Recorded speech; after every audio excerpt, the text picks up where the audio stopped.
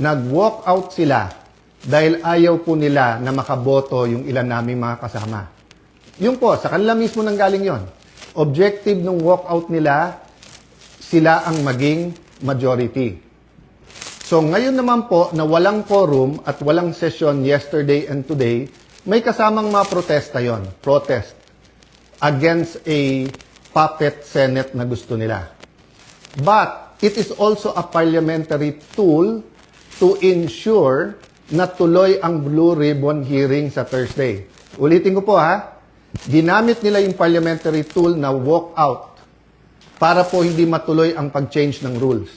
So ngayon po ang majority, ginagamit din po ang rules sa tama, morally, legally, to ensure na hindi agawin ang mga committees para po matuloy ang hearing ng Blue Ribbon sa Thursday at ang iba't iba pang mga importanteng hearing sa bawat committee.